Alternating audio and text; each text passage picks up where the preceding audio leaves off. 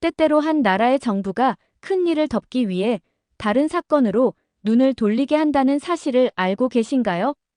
태국 지진으로 인해 나라가 혼란스러운 가운데 태국 총리는 무언가를 덮기 위해 충격적인 정책을 내세웁니다.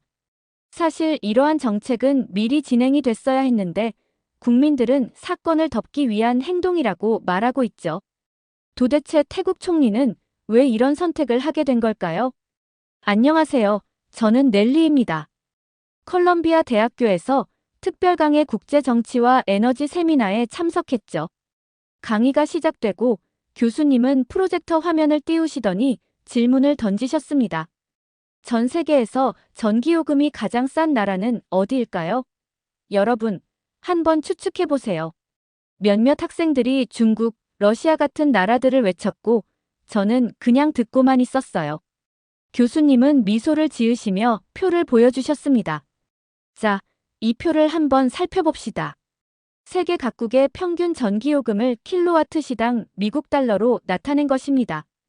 베네수엘라를 보세요. 킬로와트 시당 고작 0.002달러입니다.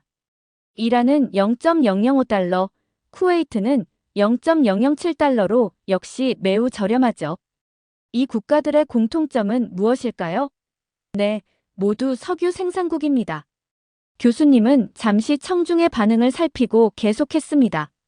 그 다음 말레이시아는 0.089달러로 조금 올라갑니다. 그리고 한국을 보세요. 0.11달러입니다. 우리가 살고 있는 미국은 0.16달러로 한국보다 약 45% 정도 더 비싸고요. 그리고 마지막으로 독일은 무려 0.41달러로 한국의 거의 4배에 달합니다. 유럽 국가들은 대체로 전기요금이 높은 편이죠. 표를 보는 순간 제 머릿속에서 뭔가 맞지 않는다는 생각이 들었어요. 제가 잘못 알고 있나요? 저는 하루 종일 에어컨을 틀고도 50달러가 안 나왔는데 한국은 이보다 싸다고요?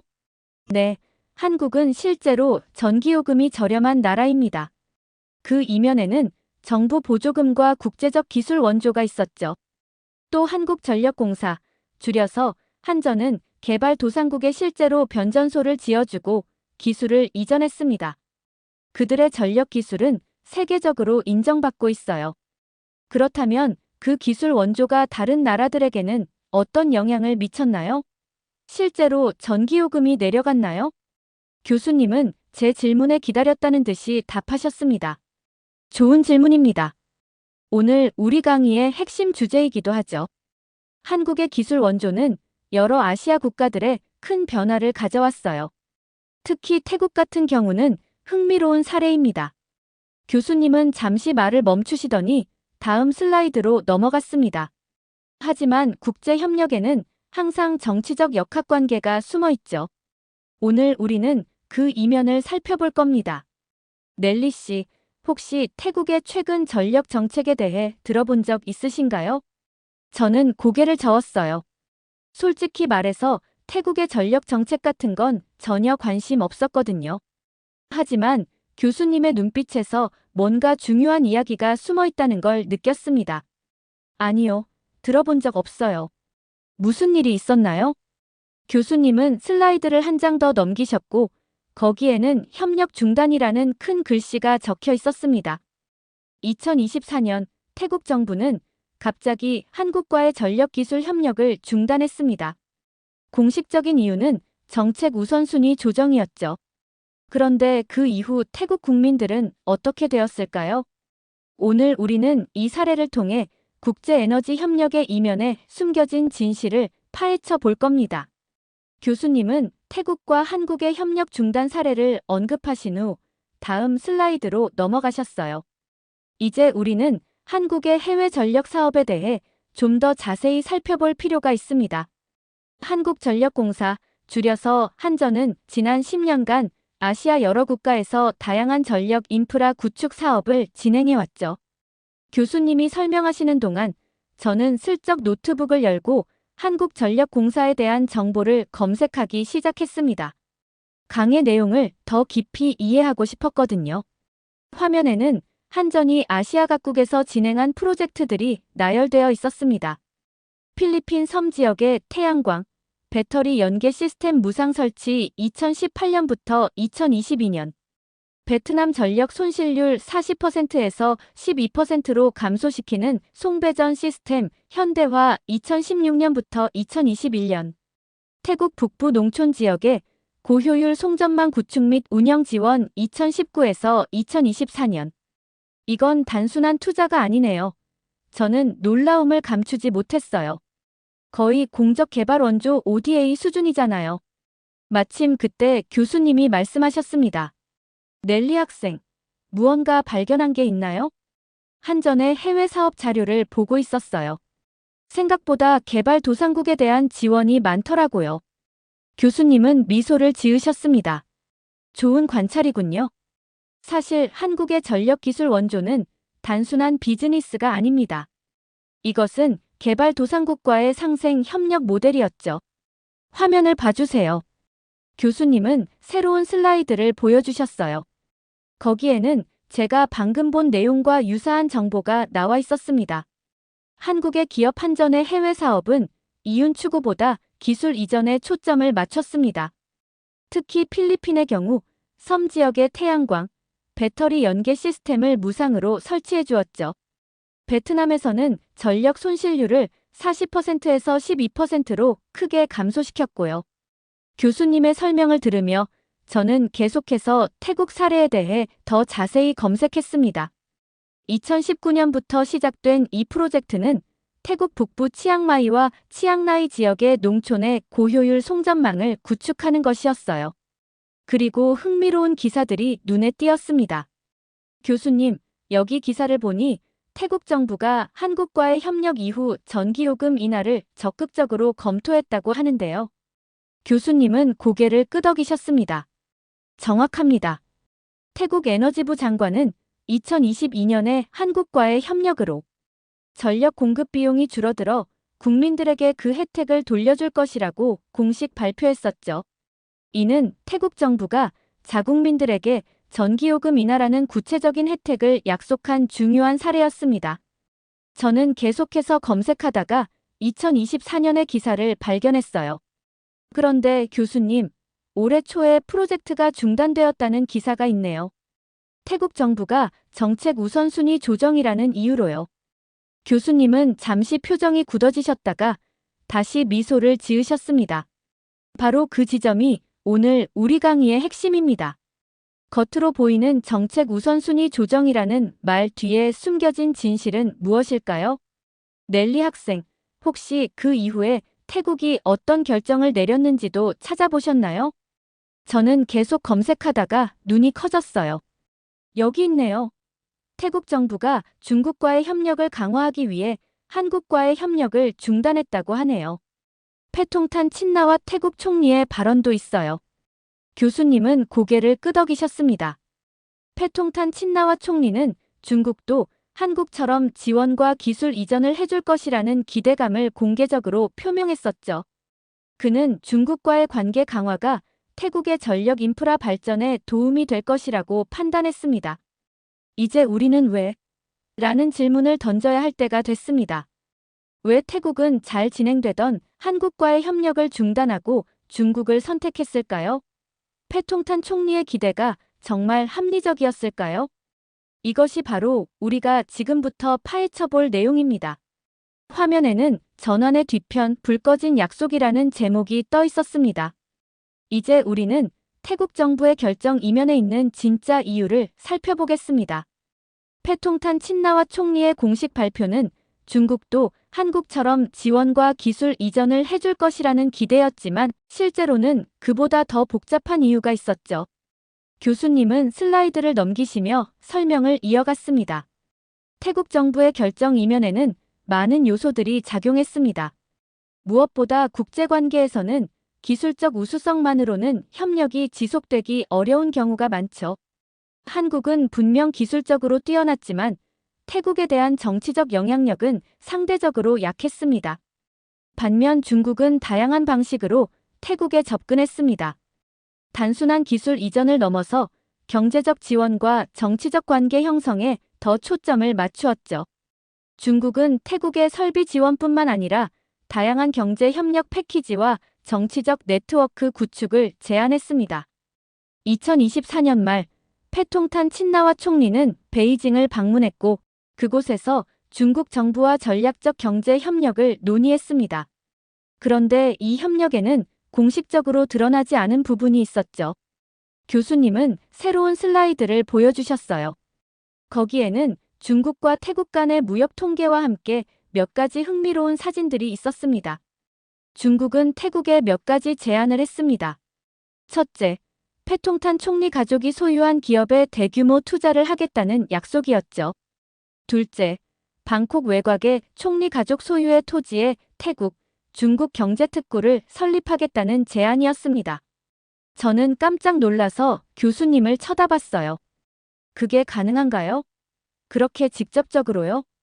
교수님은 고개를 끄덕이셨습니다. 국제 정치에서는 종종 이런 일이 발생합니다. 물론 공식적으로는 경제 협력이라는 이름으로 포장되지만요.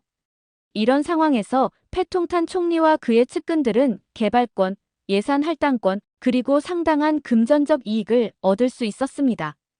이것이 한국과의 협력을 중단한 진짜 이유였습니다. 한국의 기술은 분명 더 우수했고 장기적으로는 태국 국민에게 더 큰 혜택을 줄 수 있었습니다. 하지만 중국과의 협력은 태국 정부 고위 인사들에게 개인적인 이익을 가져다 줄 수 있었죠. 교수님은 다음 슬라이드로 넘어갔습니다. 거기에는 태국의 전력 시스템 효율성에 관한 그래프가 있었어요. 그러나 이 선택의 결과는 태국 국민들에게 좋지 않았습니다. 새로운 체제 하에서 설비 효율은 예상보다 낮았고 유지보수 비용은 크게 증가했습니다. 결과적으로 당초 약속했던 전기요금 인하 계획은 1년이나 늦춰졌습니다. 교수님은 새로운 슬라이드를 보여주셨습니다. 태국에서 발생한 지진 뉴스와 무너진 건물의 사진이 화면에 나타났어요. 최근 태국에서 지진이 발생했습니다. 그런데 흥미로운 점은 피해를 입은 건물이 중국 국영기업에 시공되는 시설물이었다는 사실입니다. 태국 정부는 이 사태 직후 갑자기 전기요금 인하 정책을 발표했습니다. 국민 보호를 위한 긴급 조치라는 프레임으로 포장했지만 실제로는 중국과의 협력 실패를 덮기 위한 조치였죠. 결국 태국 정부는 중국과의 관계를 문제 삼지 않고 대신 국민들에게 작은 혜택을 주는 방식으로 상황을 무마하려 했습니다. 그럼 결국 태국은 지진 때문에 중국과의 협력의 문제점이 드러나게 되고 이러한 실패를 덮기 위해 전력 인하로 덮으려고 한 건가요? 교수님은 고개를 끄덕이셨습니다. 정확합니다. 대부분의 태국 국민들은 중국과의 협력이 실패했다는 사실을 모릅니다. 그들은 단지 지진이라는 재난 상황에서 정부가 국민을 위해 특별 조치를 취했다고 생각하고 있죠. 이것이 바로 국제에너지 정치의 현실입니다. 겉으로 드러나는 것과 실제 이면에 있는 진실은 종종 다릅니다. 교수님, 궁금한 게 있는데요. 왜 한국은 이 상황에서 그냥 물러났을까요? 기술적으로 우위에 있었다면 더 적극적으로 협력을 유지하려고 노력할 수도 있었을 텐데요. 교수님은 제 질문을 듣고 잠시 생각에 잠기셨다가 조용히 답변하셨습니다. 좋은 질문입니다, 넬리 씨. 국제협력의 가장 기본적인 원칙은 상호 동의에 있습니다. 아무리 좋은 기술과 의도를 가지고 있더라도 상대국의 요청이 없으면 협력은 불가능해요. 교수님은 새로운 슬라이드를 보여주셨어요. 그곳에는 태국 에너지부가 한국 측에 보낸 공문의 일부가 있었습니다. 태국 정부는 정책 우선순위 조정이라는 애매한 표현을 사용했습니다. 외교적 언어로는 매우 정중한 표현이지만 실질적으로는 더 이상 협력하지 않겠다는 명확한 메시지였죠. 교수님은 잠시 교실을 둘러보시더니 말씀을 이어가셨어요. 국제관계에서 이런 결정은 단순히 문서 한 장으로 끝나는 것이 아닙니다. 그 결정의 무게는 실제 사람들의 삶에 영향을 미치죠. 한국은 이 결정을 존중할 수밖에 없었고 그 결과 태국에 더 이상 기술 지원을 제공할 수 없게 되었습니다. 저는 문득 태국 사람들이 생각났어요. 그럼 결국 태국 국민들은 더 효율적인 전력 시스템을 가질 기회를 잃게 된 거네요. 교수님은 고개를 끄덕이셨습니다. 안타깝게도 그렇습니다. 한국의 기술이 계속 적용되었다면 1년 전에 이미 전기요금 인하가 시작되었을 겁니다. 더 많은 사람들이 더 저렴한 비용으로 전기를 사용할 수 있었겠죠. 저는 깊은 생각에 잠겼어요. 1년 전이면 더 많은 사람들이 에어컨을 켤 수 있었을 텐데. 특히 더운 기후의 태국에서는 에어컨이 사치품이 아니라 필수품에 가까울 텐데 그 기회가 정치적 결정으로 인해 지연된 것이 마음에 걸렸습니다. 국제 정치에서는 종종 협력 종료나 우선순위 조정과 같은 단어들이 사용됩니다. 하지만 이런 표현들 뒤에는 실제 사람들의 삶이 있다는 것을 항상 기억해야 합니다. 정책 결정자들의 선택이 실제로 누군가의 일상에 직접적인 영향을 미치니까요. 이제 정책 결정의 실제 영향에 대해 이야기해 볼까요? 통계와 보고서도 중요하지만 때로는 실제 사람들의 경험이 더 큰 의미를 갖습니다. 최근 태국 공영방송 PBS에서 전기요금 문제를 다룬 특별 보도가 있었습니다. 교수님은 화면에 짧은 영상 클립을 보여주셨어요. 태국어 자막과 함께 영어 번역이 제공되었습니다. 방콕 외곽의 허름한 주택가 장면이 나왔습니다. 카메라는 조그만 집 앞에 서 있는 중년 여성을 비추고 있었어요. 작년 여름엔 전기세가 너무 비싸서 선풍기만 돌렸어요. 에어컨은 꿈도 꿀 수 없었죠. 이번 여름엔 좀 나아지려나요? 영상은 태국의 여러 가정들을 보여주며 이들이 높은 전기요금으로 인해 겪는 어려움을 담고 있었습니다. 노인들, 어린 아이들이 있는 가정들, 그리고 저소득층 가구들이 주로 등장했어요. 이어서 태국 PBS 앵커의 목소리가 들렸습니다. 태국의 전기요금 인하는 뒤늦은 정책입니다. 정부의 발표에 따르면 요금 인하가 과거에 시행될 예정이었지만 전문가들은 이것이 충분하지 않다고 지적합니다. 방콕 대학교 에너지정책연구소의 수차 툰프라콘 교수는 한국과의 협력이 계속되었다면 지금보다 훨씬 더 일찍, 더 크게 요금을 줄일 수 있었을 것이라고 분석합니다. 한국의 기술은 송전 효율을 높일 수 있었습니다. 이는 직접적으로 소비자 요금 인하로 이어질 수 있었죠. 이것이 바로 정책 결정의 실제 결과입니다. 통계나 그래프가 아닌 실제 사람들의 삶에 미친 영향이죠. 정치의 실패가 낳은 고통. 국제 정치와 에너지 정책을 공부할 때 우리는 종종 거시적인 관점에서만 바라봅니다. GDP 성장률, 에너지 자립도, 국가 간 협력 같은 큰 개념들요. 하지만 결국 모든 정책은 개인의 삶에 직접적인 영향을 미치죠. 교수님은 다음 슬라이드로 넘어가셨습니다. 화면에는 패통탄 친나와 태국 총리의 사진과 그의 가족 기업들에 관한 정보가 나타났어요. 이제 우리는 한 가지 중요한 질문을 던져야 합니다. 왜 태국 총리는 국민의 이익보다 자신의 이익을 우선시했을까요? 이것은 단순히 한 개인의 탐욕 문제가 아니라 권력 구조의 문제입니다. 교수님은 태국 총리 가족의 사업 네트워크를 보여주는 도표를 가리키셨어요. 패통탄 친나와 총리는 취임 이후 자신의 가족 기업을 통해 다양한 산업 분야로 사업을 확장해왔습니다. 특히 에너지, 부동산, 통신 분야에서요. 중국과의 협력을 선택한 것은 단순한 정치적 판단이 아니라 가족 비즈니스를 위한 전략적 결정이었습니다. 저는 손을 들고 물었어요. 그렇다면 태국 정부의 모든 결정이 총리 가족의 이익을 위한 것이었나요? 완전히 그렇다고 할 수는 없지만 많은 결정이 그런 방향으로 기울어 있었습니다. 예를 들어 한국과의 협력이 기술적으로 더 우수했음에도 불구하고 중국을 선택한 것, 지진 피해 이후 중국 기업의 문제를 덮으려 한 것, 뒤늦게 전기요금을 인하하면서 이를 국민 보호 조치로 포장한 것 등이 모두 이러한 맥락에서 이해될 수 있습니다. 패통탄 총리는 국가 지도자로서 국민 전체의 이익을 위해 봉사해야 하는 의무가 있습니다. 그러나 그는 자신과 가족의 사업적 이익을 국가 이익보다 우선시했습니다.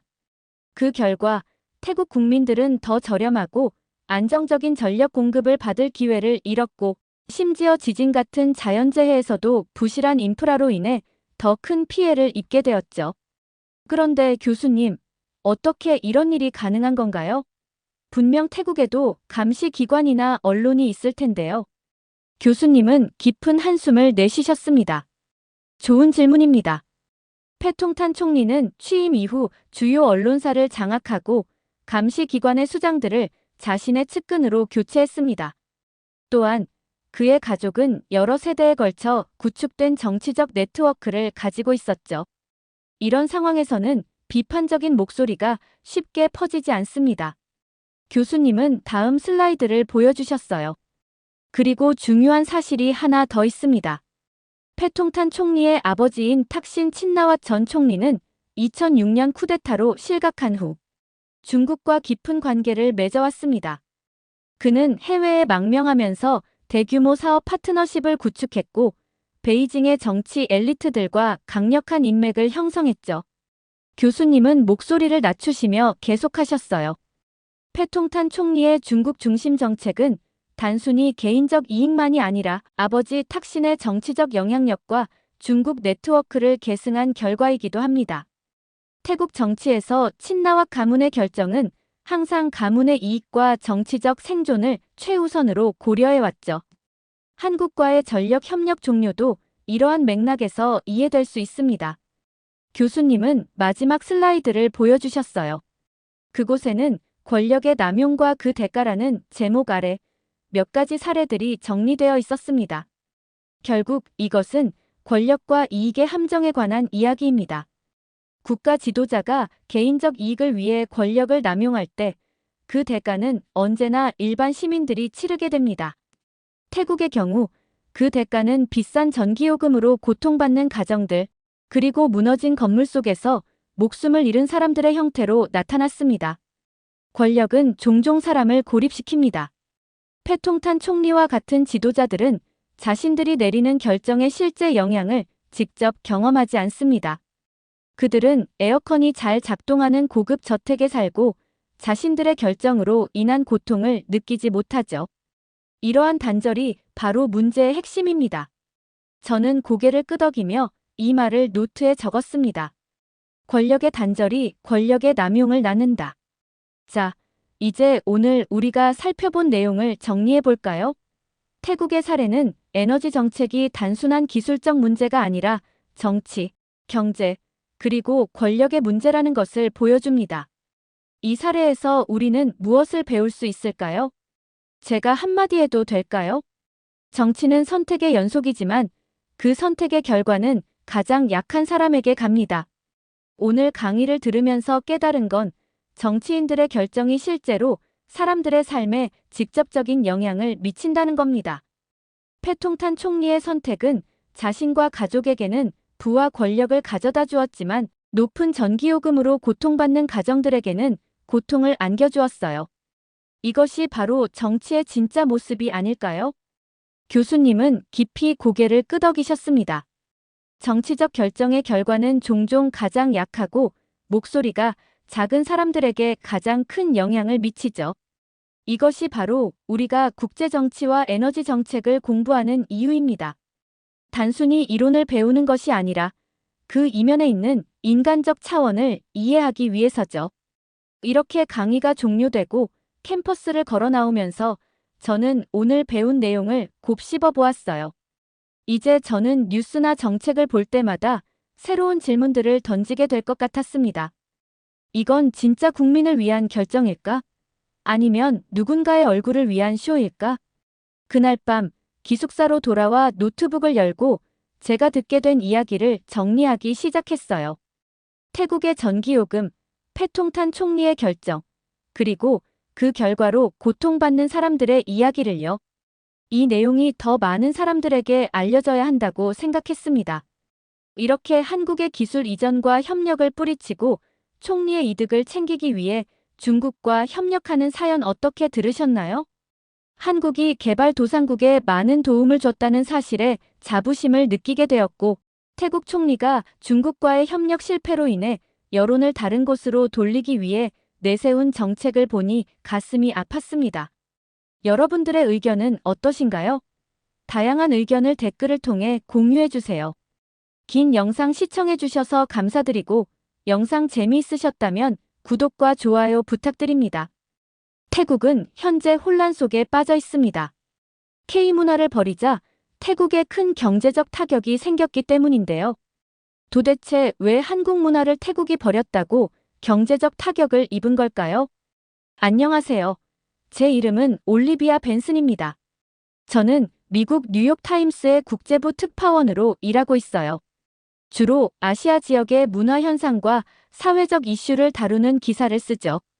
한국의 대중문화가 아시아를 넘어 세계로 뻗어나가는 과정을 꾸준히 취재해 왔는데 최근 들려오는 소식은 꽤나 충격적이었습니다. 태국에서 한류 콘텐츠 퇴출 운동이 일어나고 있다고요? 동료 기자의 말을 처음 들었을 때는 반신반의했어요. 태국은 K-팝의 가장 열렬한 팬덤이 있는 나라 중 하나였으니까요.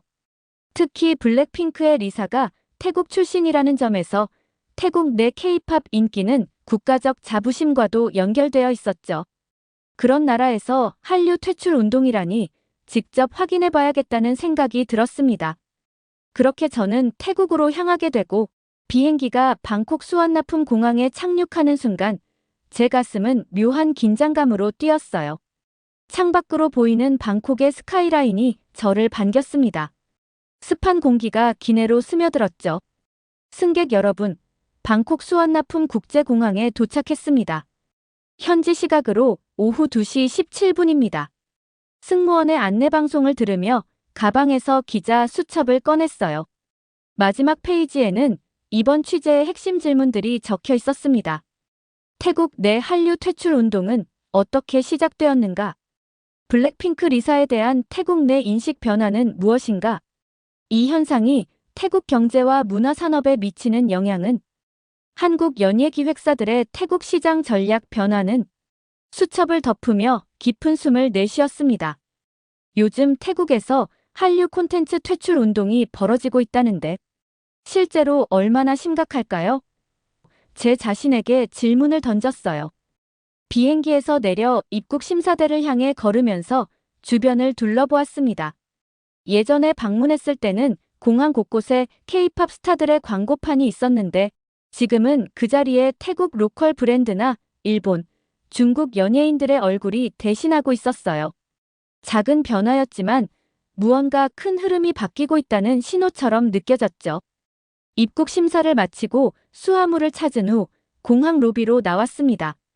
그곳에서 제 오랜 친구이자 이번 취재의 중요한 안내자가 될 앨리슨을 만나기로 했어요. 저희는 대학 시절 룸메이트였는데 그녀는 한국학을 전공한 후 태국으로 건너와 K-팝과 한류 문화 연구를 진행하는 학자로 자리매김했습니다. 로비에서 기다리는 동안 휴대폰을 켜자 앨리슨에게서 온 메시지가 보였어요. 올리비아, 나 지금 공항 주차장에 있어. 10분 후에 도착할 거야. 공항 밖으로 나가자 앨리슨의 차가 보였습니다. 그녀가 창문을 내리고 손을 흔들었어요. 올리비아, 여기야. 앨리슨을 만나는 순간 제 취재는 본격적으로 시작되었습니다. 그녀의 얼굴은 예전과 같이 밝았지만 눈빛에는 뭔가 무거운 것이 드리워져 있었어요. 최근 급변하는 태국의 한류 관련 상황이 그녀에게도 적지 않은 영향을 미쳤나 봅니다. 차에 짐을 싣고 조수석에 앉으며 물었습니다. 태국 내 한류 상황, 정말 우리가 들은 것만큼 심각한 거야? 앨리스는 한숨을 쉬며 시동을 걸었습니다. 직접 보여줄게. 상상했던 것보다 훨씬 복잡하고 심각해. 특히 한국에서 꿈을 키우던 태국 아이들에게는 더더욱. 그녀는 원래 태국 내 K-팝의 성장과 글로벌 확산을 연구했지만 최근에는 문화 갈등과 민족주의의 부상이라는 주제로 방향을 전환했다고 했어요. 연구자로서 흥미로운 변화이긴 한데 개인적으로는 좀 마음이 아프더라고. 내가 좋아하던 문화가 이렇게 배척당하는 걸 보니까. 앨리슨, 태국에서 K-팝 보이콧이 정말 그렇게 심각해진 거야? 그녀는 한숨을 쉬며 고개를 끄덕였어요. 너도 들었겠지만 태국에서 K-팝 보이콧이 심각해졌어. 처음에는 소규모 온라인 커뮤니티에서 시작된 움직임이었는데 이제는 주류 미디어에서도 다루고 있어. 심지어 일부 정치인들까지 가세하고 있다니까. 시내의 작은 카페에 도착했을 때 저는 여전히 현실감이 없었어요. 태국은 제가 알기로 K-팝을 가장 열정적으로 소비하는 국가 중 하나였으니까요. 태국은 원래 K-팝을 가장 좋아하는 나라 중 하나였잖아. 블랙핑크의 리사도 태국 출신이고. 어떻게 이런 일이 벌어질 수 있는 거야? 카페 안으로 들어서며 물었습니다. 앨리스는 우리가 앉을 자리를 가리키며 씁쓸하게 웃었어요. 아이러니하지. 리사 덕분에 K-팝이 더 사랑받았는데 지금은 오히려 리사조차 공격받고 있어. 벽에는 아직도 몇몇 한국 아이돌 포스터가 남아 있었지만 대부분은 다른 포스터들로 대체되어 있었습니다. 주문한 커피가 나오고 앨리스는 휴대폰을 꺼내 최근 태국 소셜미디어와 뉴스 사이트들을 보여주기 시작했어요. 이거 봐, 올리비아. 화면에는 충격적인 헤드라인들이 가득했습니다. 리사는 태국인이 아니다. 극단적인 반한 감정, 리사를 향한 비난 확산. 태국 온라인 커뮤니티, 리사는 한국 문화에 너무 동화됐다며 비판. 한류 콘텐츠 퇴출 운동, 태국 내 한국 음악 드라마 보이콧 요구. 스크롤을 내리자 리사의 사진에 X표가 그려진 이미지들과 악성 댓글들이 이어졌어요. 저는 믿기지 않아 손으로 입을 가렸습니다. 아니, 리사는 태국인인데 왜 이런 공격을 받는 거야? 이건 말이 안 되잖아. 앨리스는 한숨을 내쉬며 휴대폰을 내려놓았어요. 일부 극단적인 단체에서 리사는 태국보다는 한국을 더 사랑한다면서 비난하는 거야. 심지어 그녀가 한국 기업 광고를 찍은 것도 문제 삼고 있어. 태국 브랜드는 홍보하지 않으면서 한국 브랜드만 홍보한다는 거지. 말도 안 되는 주장이지만 그게 지금 퍼지고 있는 논리야. 커피를 한 모금 마시며 생각에 잠겼습니다. 저는 국제문화 흐름을 다루는 기자로서 이런 현상이 처음은 아니었지만 이렇게 급격하게 바뀌는 경우는 드물었어요. 그럼 리사는 현재 태국에서 불이익을 받고 있다는 거야? 실제로. 앨리스는 고개를 끄덕였어요. 태국 내 방송국들이 블랙핑크 노래를 덜 틀고 리사가 출연하는 광고도 줄어들고 있어. 일부 대형 쇼핑몰에서는 블랙핑크 관련 제품 판매를 중단했다고 해. 상황이 꽤 심각해져 가고 있어. 앨리스는 자신의 태블릿을 꺼내 더 많은 자료를 보여주었어요.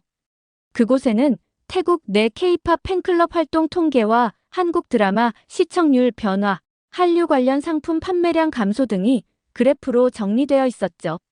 내가 연구 목적으로 데이터를 모으고 있는데 보다시피 모든 지표가 하락세야. 3개월 전부터 시작된 급격한 변화지. 특히 젊은 세대에서 한류 콘텐츠 소비가 눈에 띄게 줄었어.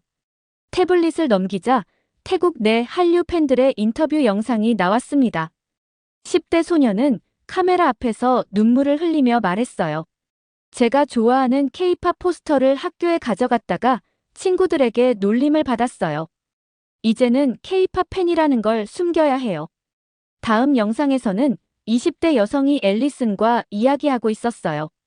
예전에는 한국 아이돌 댄스 커버 영상을 올렸는데 요즘에는 악성 댓글이 너무 많이 달려요. 태국을 배신했다.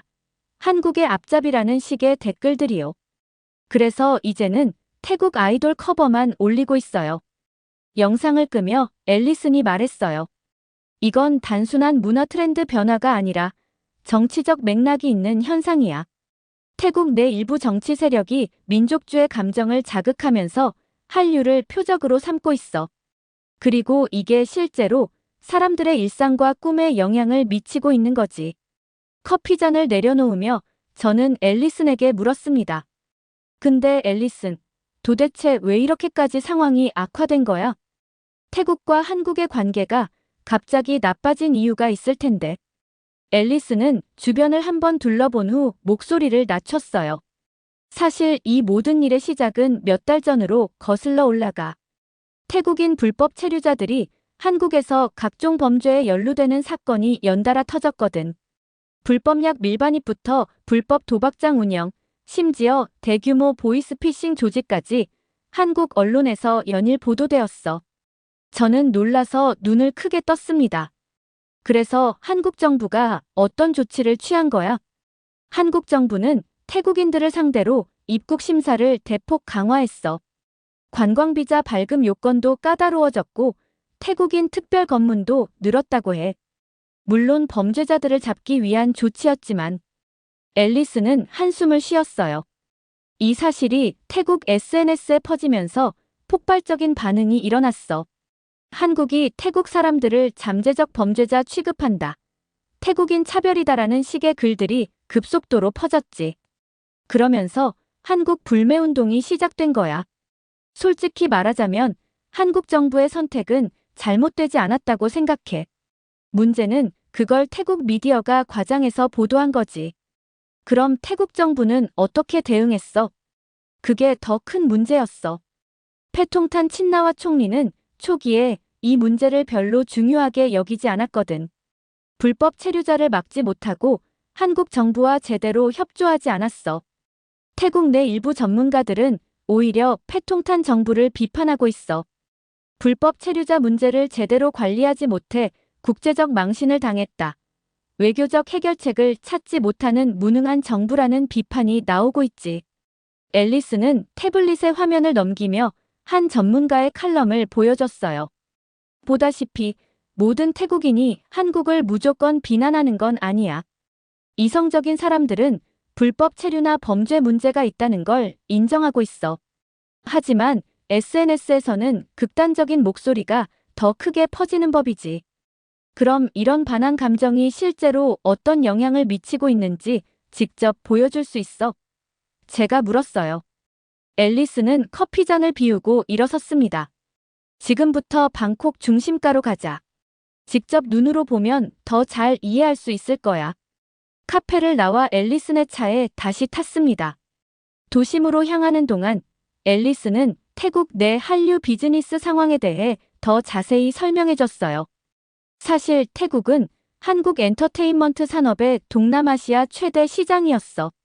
드라마 판권, 콘서트, 팬미팅, 화장품, 식품까지 연간 수십억 바트 규모의 시장이었지. 방콕 시내의 대형 쇼핑몰 앞에 차를 세웠어요. 시암 파라곤이라는 이 쇼핑몰은 예전에 제가 방문했을 때 한국 드라마와 K-팝 스타들의 포스터로 가득했던 곳이었죠. 여기가 태국 내 한류 콘텐츠의 메카였어. 기억나? 몇 달 전까지만 해도 여기 넷플릭스 한국 드라마 광고가 있었어. 그런데 지금은 사라졌지. 3층으로 올라가자 예전에 한국 아이돌 상품을 판매하던 매장들이 대부분 문을 닫았거나 다른 콘텐츠 상품으로 바뀌어 있었습니다. 저기 봐.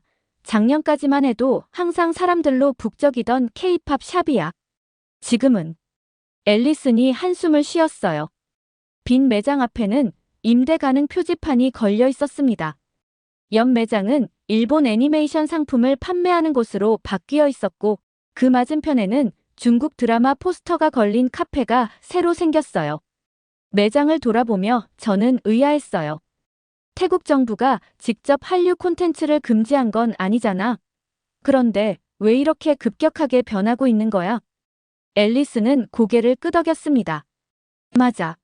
하지만 반항 감정을 부추기는 세력들이 OTT 플랫폼에 한국 콘텐츠를 줄이도록 압력을 넣고 있어.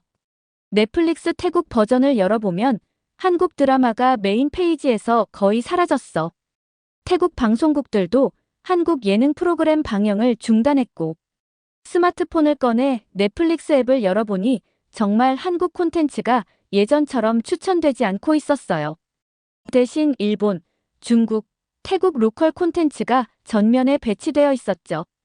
와, 이렇게 알고리즘까지 바뀌었어. 한국 드라마를 검색해도 나오긴 하지만 주요 페이지에서는 의도적으로 노출을 줄이고 있는 거지. 저는 메모하며 중얼거렸어요. 그러면 태국의 경제도 타격을 받겠네. 앨리스는 씁쓸하게 웃었어요. 그렇지. 한국 콘텐츠 사업이 태국에서 얼마나 큰데. 이 기조가 계속되면 경제적 손실이 불가피해.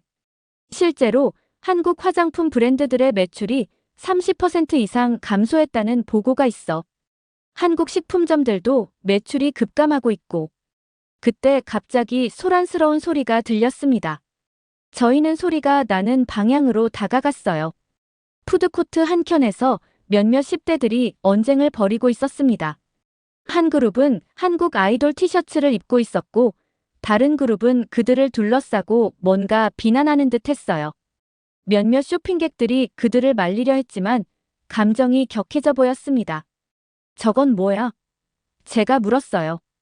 앨리스는 한숨을 쉬었어요. 태국 내 K-팝 팬덤의 갈등이야. 요즘 자주 벌어지는 일이지. K-팝을 여전히 사랑하는 팬들과 반한 감정을 가진 사람들 간의 충돌이야. 이제는 한국 아이돌 티셔츠를 입고 다니는 것만으로도 괴롭힘을 당할 수 있어. 경비원들이 와서 상황을 통제하자 저희는 다시 이동했어요. 5층에 있는 대형 전자제품 매장에 들어가자 대형 TV들이 줄지어 있었습니다. 그 화면들에서는 태국 뉴스가 나오고 있었어요. 잠깐만 저거 봐. 앨리슨이 가리켰어요. TV 화면에는 태국 문화부 한국 콘텐츠 방송 비율 제한 검토 중이라는 자막이 흐르고 있었습니다. 이제 정부까지 직접 나서려는 거야? 제가 놀라서 물었어요. 아직 확정된 건 아니지만 문화부에서 외국 콘텐츠 비율 조정이라는 명목으로 한국 콘텐츠를 겨냥한 정책을 준비 중이라는 소문이 있어. 이미 몇몇 공영방송에서는 한국 프로그램 편성을 자체적으로 줄이고 있고 저는 태국 취재를 하면서 이런 급격한 문화적 변화를 본 적이 없었어요. 메모장에 빠르게 메모를 했습니다. 이게 다 불법 체류자 문제에서 시작된 거라니 믿기 힘들다. 앨리스는 고개를 끄덕였어요. 맞아. 사실 이건 단순한 문화 갈등이 아니라 정치적, 경제적 요소가 복잡하게 얽힌 문제야. 태국 내 일부 정치 세력은 이런 반한 감정을 자신들의 정치적 이득을 위해 이용하고 있어. 경제적 손실은 얼마나 될 것 같아? 제가 물었어요. 앨리스는 휴대폰을 꺼내 그래프를 보여주었습니다. 내가 연구를 위해 대략적인 추산을 해봤는데 태국 내 한류 관련 산업의 매출이 약 40~50% 감소했어. 연간 50억 바트 약 1억 5천만 달러 이상의 경제적 손실이 예상돼. 특히 K-팝 콘서트, 팬미팅, 관련 상품 판매 등이 급감했지. 태국의 경제 상황이 좋지 않은 시기에 이런 손실은 분명 큰 타격일 거라고 생각했어요. 이제 어디로 가볼까? 제가 물었습니다. 앨리스는 시계를 확인했어요. 지금부터는 더 중요한 사람을 만나러 가야 해. 한국에서 꿈을 키우다가 최근에 태국으로 돌아올 수밖에 없었던 연습생을 말이야. 그녀의 이야기가 이 모든 상황의 인간적인 면을 보여줄 거야. 앨리스는 방콕 외곽의 한 아파트 단지로 차를 몰았어요. 조용한 주택가를 지나 작은 단지 앞에 차를 세웠습니다. 여기서 누굴 만나는 거야? 나린이라고 해. 얼마 전까지 서울에서 대형 기획사 연습생으로 있다가 태국으로 돌아온 친구야. 집으로 들어가기 전 앨리슨이 저에게 말했어요. 올리비아, 나린은 아직 상처가 깊어. 인터뷰하듯 질문하기보다는 친구처럼 대해줬으면 해. 저는 고개를 끄덕였습니다. 저희가 도착하자 문을 연 것은 또래 친구들과 달리 생기가 없어 보이는 18세 소녀였어요. 눈가에는 피곤함이 깃들어 있었죠. 앨리슨이 나린을 소개해 주었어요. 우리는 작은 거실에 앉았고 나린의 어머니가 차를 내왔습니다. 나린, 괜찮다면 올리비아에게 내 이야기를 들려줄 수 있겠니? 앨리슨이 조심스럽게 물었어요. 나린은 잠시 침묵하다가 고개를 끄덕였습니다. 저는 14살 때부터 한국에서 K-팝 연습생으로 지냈어요. 4년 동안 한국에서 살면서 데뷔만을 바라보고 달려왔죠. 저는 한국의 대형 기획사에서 태국 출신 연습생들이 계약 해지 통보를 받았다는 소식을 들었지만 직접 당사자를 만나니 더욱 가슴이 아팠어요. 너무 갑작스럽게 계약이 해지된 거야? 제가 조심스럽게 물었어요. 나리는 쓴웃음을 지었습니다. 일주일 전이었어요. 사무실에 불려갔는데 회사 대표님이 직접 말씀하셨어요. 죄송합니다. 현재 태국과의 관계가 악화되어 태국 출신 연습생을 더 이상 유지할 수 없습니다. 그녀의 눈에 눈물이 고였어요. 하지만 저는 모든 걸 포기하고 한국에서 꿈을 위해 달려왔어요. 가족, 친구, 학교 다 포기하고 한국에서 하루 15시간씩 연습했는데 앨리슨이 나린의 손을 잡아주었어요. 이건 내 잘못이 아니야. 하지만 상황이 너무 어려워졌어. 태국 출신 아이돌을 데뷔시키면 한국 팬들의 반발이 있을 수 있고 태국에서도 활동이 어려울 거야. 결국 나린은 눈물을 흘리며 한국을 떠나야만 했습니다. 그녀뿐만이 아니었어요. 같은 기획사의 태국 출신 연습생 3명과 다른 기획사에 있던 태국 친구들 5명도 모두 비슷한 상황을 겪었다고 했어요. 한국에 있던 태국 출신 연습생들 대부분이 계약 해지를 당했거나 스스로 떠나야 했어요. 우리끼리 단체 채팅방이 있는데 다들 비슷한 상황이에요. 나리는 휴대폰을 꺼내 사진들을 보여줬어요. 한국에서 연습생 생활을 하며 찍은 사진들, 같이 연습하던 친구들과의 추억이 담긴 사진들이었습니다. 태국으로 돌아오니 어때? 제가 물었어요. 나린의 표정이 더욱 어두워졌습니다. 더 힘들어요. 한국에서 쫓겨났다는 사실이 알려지자 학교 친구들이나 이웃들이 이상한 시선으로 봐요. 일부는 배신자라고 부르기도 해요. K-팝에 빠져 태국을 버리더니 이제 와서 돌아왔냐는 식으로요. 나린의 어머니가 말을 이어받았어요. SNS에서는 더 심해요. 한국에서 버림받은 태국 연습생들이라는 해시태그가 유행하고 있어요. 우리 아이들을 조롱하는 댓글들이 너무 많아요. 앨리슨이 한숨을 쉬었어요. 태국 내에서도 따돌림을 당하거나 환영받지 못하는 상황이 많아요. 이 아이들은 양쪽에서 다 상처를 받고 있는 거죠. 지금은 어떻게 지내고 있어? 제가 나린에게 물었어요. 매일 연습실을 찾아다니고 있어요. 태국 기획사에 들어가려고요. 하지만 쉽지 않아요. 한국에서 연습생이었다는 이력이 오히려 독이 되고 있어요. 나린은 자신의 노트북을 열어 유튜브 채널을 보여줬어요. 그래서 요즘은 유튜브에 댄스 커버 영상을 올리고 있어요. 하지만 여기서도 악성 댓글이 많아요. 한국 노래만 부르지 말고 태국 노래를 불러라. 한국으로 돌아가라. 그녀의 채널에는 얼마 전까지만 해도 수천 명의 구독자가 있었지만 최근에는 구독자가 급감했다고 해요. 일부 친구들은 다른 나라로 떠나려고 준비 중이에요. 일본이나 베트남, 필리핀 같은 곳으로요. 거기서 다시 K-팝 스타일의 가수를 목표로 하는 친구들도 있어요. 하지만 한국처럼 체계적인 시스템이 없어서 쉽지 않아요. 게다가 한국에서 버림받은 연습생이라는 꼬리표가 따라다니니 더 어렵죠. 나린의 방으로 이동하자 벽에는 여전히 K-팝 아이돌 포스터가 붙어 있었어요. 방 한편에는 작은 연습 공간이 마련되어 있었고 거울 앞에서 매일 춤을 연습한다고 했습니다. 제 꿈을 포기하고 싶지 않아요. 비록 태국에서 K-팝을 좋아한다는 이유로 비난받더라도 제가 좋아하는 음악과 춤을 계속할 거예요. 하지만 그녀의 말과 달리 눈빛에는 불안과 두려움이 깃들어 있었어요. 4년간의 노력이 한순간에 물거품이 된 상황에서 앞으로의 길이 보이지 않는 듯 했습니다. 나린의 집을 나온 저는 앨리슨과 함께 차로 돌아왔어요. 저는 그녀의 이야기에 마음이 무거웠습니다. 앨리슨, 나린 같은 연습생들의 이야기가 태국 사회에 알려지고 있어. 앨리슨은 고개를 끄덕이며 말했어요. 최근 태국 언론에서 이 문제를 다루기 시작했어. 특히 대형 기획사들이 태국 출신 연습생들을 대거 계약 해지했다는 뉴스가 큰 화제가 됐지.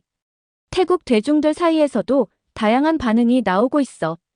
앨리스는 태블릿을 켜서 태국 뉴스 사이트와 SNS 반응들을 보여줬어요. 태국 네티즌들의 반응은 극명하게 나뉘어 있었습니다. 우리가 한류를 보이콧한다고 해서 태국 가수들까지 피해를 봐야 해. 태국 연습생들은 무슨 죄야? 이런 정책은 너무 어리석다. 결국 K-팝 산업이 태국을 버린 거야. 우리도 이제 다른 길을 찾아야 한다. 일부 태국 국민들은 정부의 한류 퇴출 정책이 오히려 자국의 인재들에게 피해를 주고 있다고 비판하고 있었어요. 하지만 또 다른 쪽에서는 이제 태국 고유의 문화 산업을 발전시킬 기회라며 환영하는 목소리도 있었죠. 이 갈등으로 태국 경제는 얼마나 피해를 보고 있어? 제가 물었어요. 앨리스는 심각한 표정으로 설명했습니다. 생각보다 훨씬 심각해. 한국 기업들이 태국 투자를 줄이고 있고 관광객도 크게 감소했어. 특히 K-팝 행사나 한류 콘서트를 보러 오던 아시아 전역의 관광객들이 급감했지. 호텔, 식당, 쇼핑몰들이 직격탄을 맞고 있어.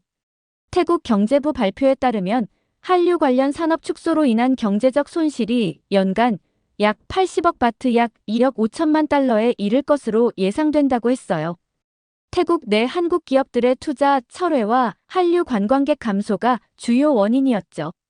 더 심각한 건 장기적 영향이야. 한류를 통해 태국 문화도 세계에 알려지는 시너지 효과가 있었는데 그것도 사라지고 있어.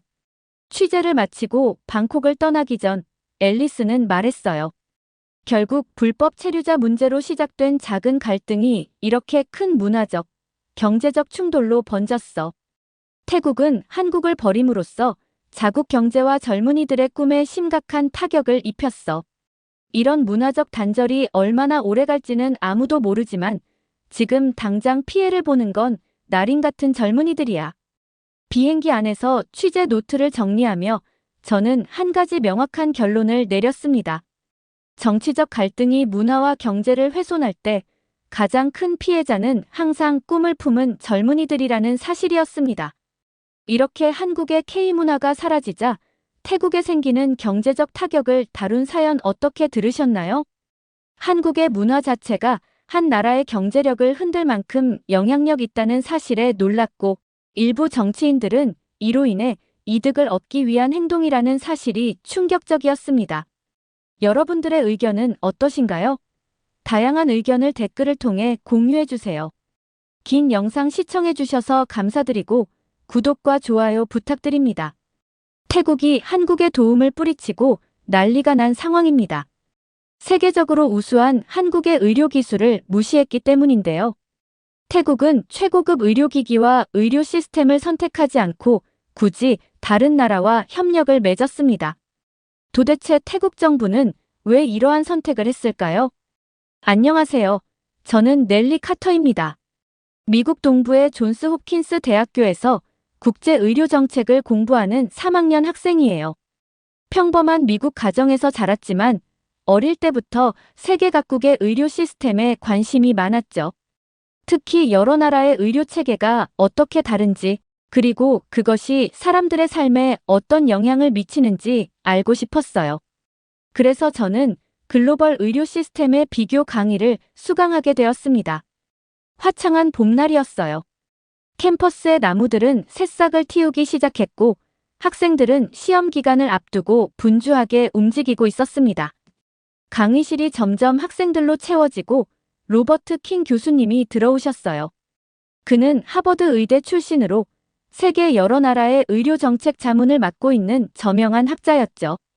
안녕하세요, 여러분. 오늘은 세계의 의료 기술에 대해 이야기해 보려고 합니다. 교수님은 프로젝터를 켜며 첫 슬라이드를 보여주셨어요. 그 슬라이드에는 의료기술의 발전과 인류의 미래라고 적혀 있었습니다. 여러분, 현대 사회에서 의료기술이 얼마나 중요한지 생각해 본 적 있나요? 교수님은 강의실을 둘러보며 물었어요. 인류 역사상 가장 극적인 변화 중 하나가 바로 평균 수명의 증가입니다. 1900년대 초반에는 전 세계 평균 수명이 약 31세였죠. 그런데 지금은 어떨까요? 72세요. 누군가 뒤에서 대답했어요. 맞습니다. 불과 100년 만에 인류의 평균 수명이 2배 이상 늘어났어요. 이것이 가능했던 이유는 무엇일까요? 바로 의료기술의 발전 덕분이죠. 항생제의 발견, 백신의 개발, 수술기술의 발전, 이런 것들이 인류의 삶을 근본적으로 변화시켰습니다. 교수님은 다음 슬라이드로 넘어갔어요. 그곳에는 여러 나라의 의료기술 수준을 비교한 그래프가 있었죠. 의료기술은 이제 국가 경쟁력의 핵심 요소가 되었어요. 첨단 의료기술을 보유한 나라는 경제적으로도 큰 이점을 얻게 됩니다. 의료 관광이라는 새로운 산업도 생겨났고요. 더 중요한 것은 의료 기술이 인간의 고통을 줄이고 삶의 질을 높인다는 점입니다.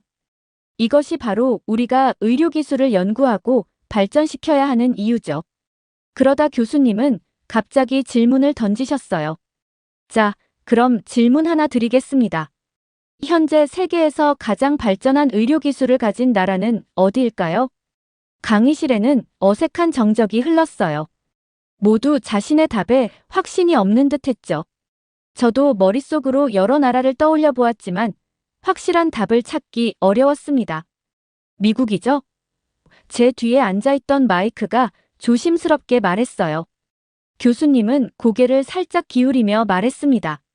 흥미로운 대답이네요. 미국은 분명 선진국이고 많은 의료 연구가 이루어지는 곳이지만 수술 성공률이나 의료기기 기술력으로 따지면 최고라고 할 수 있을까요? 더 깊은 침묵이 강의실을 채웠어요. 저는 마음속으로는 여러 가능성을 생각하고 있었어요. 독일, 아니면 스위스, 일본. 각 나라마다 특화된 의료 분야가 있었기 때문에 딱 한 나라를 꼽기는 어려웠습니다. 그때 교실 한쪽에서 작은 목소리가 들려왔어요. 한국이요. 모두가 고개를 돌려 소리가 난 방향을 바라보았습니다. 교실 창가 쪽에 앉아있던 한국인 유학생 희영이었어요.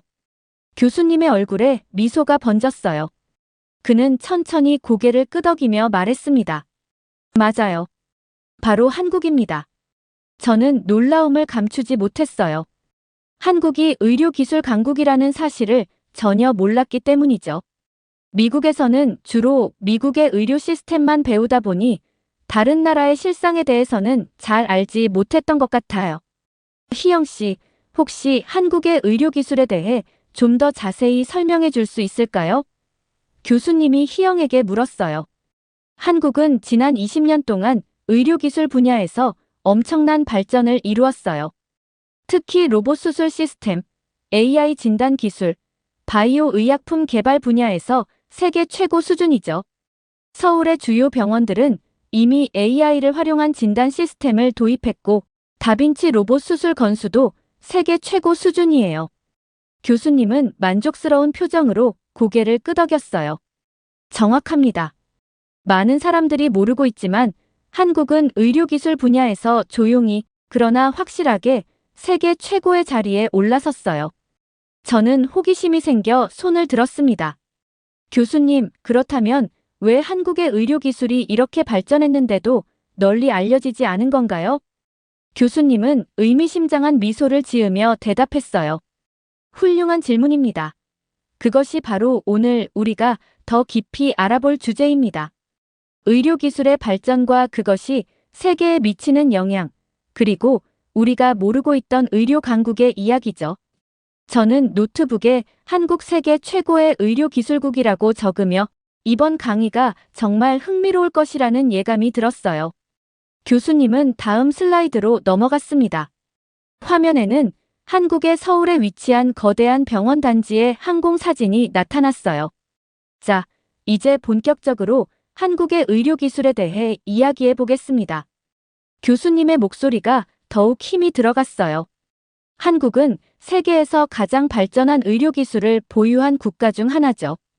특히 수술 성공률, 의료 로봇 기술, AI 기반 진단 시스템 등에서 세계적으로 인정받고 있습니다. 먼저 다빈치 로봇 수술입니다. 아마 이름은 들어봤을 거예요. 한국 병원에서는 이 최첨단 로봇 기술을 이용해 고난이도 수술을 진행하고 있습니다. 특히 서울의 세브란스 병원과 서울 아산병원은 전 세계에서 다빈치 로봇 수술 건수가 가장 많은 병원들 중 하나예요. 화면에는 외과 의사가 로봇팔을 조작하는 모습이 나왔습니다. 그 정밀함에 강의실의 모든 학생들이 감탄했어요. 로봇 수술의 장점은 무엇일까요? 교수님이 물었어요. 제가 조심스럽게 손을 들었습니다. 정확성이 높고 환자의 회복 속도가 빠르다고 알고 있어요. 정확합니다. 로봇 수술은 인간의 손떨림을 제거하고 미세한 움직임까지 정확하게 제어할 수 있죠. 그래서 환자의 상처가 적고 회복이 빠르며 합병증 발생률도 낮습니다. 한국은 이 기술을 가장 적극적으로 도입한 나라 중 하나예요. 다음 슬라이드에는 컴퓨터 화면 위에 표시된 의료 영상들이 나타났어요. 두 번째로 AI 진단 시스템입니다. 한국은 인공지능을 이용해 암을 조기에 발견하는 기술을 갖추고 있어요. 이 시스템은 의사보다 더 정확하게 초기 단계의 암세포를 발견하기도 합니다. 희영이 손을 들고 보충 설명을 했어요. 제가 알기로는 서울대병원에서 개발한 AI 진단 시스템은 위암 조기 발견에서 95% 이상의 정확도를 보이고 있어요. 이건 세계 최고 수준이죠. 교수님이 고개를 끄덕였습니다. 맞습니다. 한국의 의료 AI 기술은 정말 놀라운 수준이에요. 그리고 이런 기술들이 실제 임상 현장에서 활발하게 사용되고 있다는 점이 중요합니다. 세 번째 슬라이드에는 깨끗한 수술실 사진이 등장했어요. 마지막으로 무균 수술실 시스템입니다. 한국 병원들은 감염을 최소화하기 위해 수술실의 위생 수준을 최고로 유지하고 있어요. 서울의 주요 병원들은 수술 후 감염률이 세계 평균의 절반 수준에 불과합니다. 이런 기술력 덕분에 전 세계에서 한국으로 의료 관광을 떠나는 사람들이 급격히 증가하고 있습니다. 교수님은 그래프를 보여주었어요. 2010년부터 2024년까지 한국으로 의료 관광을 오는 외국인의 수가 기하급수적으로 그리고 꾸준히 증가하는 모습이었습니다. 특히 주목할 점은 환자들의 국적입니다. 한국으로 수술을 받으러 가는 환자가 매년 늘어나고 있는데 그중 상당수가 태국인이었어요. 그래프를 자세히 보니 태국에서 온 환자 수가 중국, 러시아 다음으로 많았어요. 2022년부터는 그 수가 더욱 가파르게 증가하는 모습이었죠. 이건 사람의 목숨이 걸린 문제죠. 의료 관광은 단순한 선택이 아니라 생존을 위한 결정이 되는 경우가 많습니다. 태국의 의료 시스템도 발전하고 있지만 특정 질병이나 고난도 수술의 경우 한국의 의료 기술이 더 발전되어 있기 때문이에요. 희영이 또 손을 들고 말했어요. 저희 이모도 의사신데 태국에서 온 환자들을 많이 치료하신다고 해요. 특히 암 환자나 심장 질환자들이 많이 오시는데 한국의 수술 성공률이 자국보다 훨씬 높기 때문이라고 하셨어요. 교수님은 고개를 끄덕이며 말했습니다. 맞아요. 그리고 여기서 중요한 점이 있습니다. 바로 국가 간 의료 협력의 중요성이죠. 한국은 과거부터 태국과 의료 협력을 맺고 있었어요. 한국의 의료 기술과 노하우를 전수하고 태국 의사들을 훈련시키는 프로그램도 운영했습니다. 제 옆에 앉은 리우가 손을 들었어요. 그럼 현재도 한국과 태국은 의료 협력을 하고 있나요? 교수님의 표정이 갑자기 심각해졌어요. 좋은 질문입니다. 그 이야기는 다시 나눠보도록 하죠. 저는 호기심이 생겨 더 알고 싶었지만 교수님은 이미 다음 주제로 넘어가고 있었습니다. 의료기술의 발전이 가져오는 또 다른 중요한 측면은 국가 간 협력과 경쟁의 문제입니다. 한 국가가 의료기술에서 앞서가면 다른 국가들은 어떻게 대응할까요? 협력할까요? 아니면 경쟁할까요? 저는 교수님의 말을 듣고 있으면서 태국과 한국 사이에 무슨 일이 있었는지 궁금해졌어요. 그리고 그것이 의료 관광에 어떤 영향을 미쳤는지도요.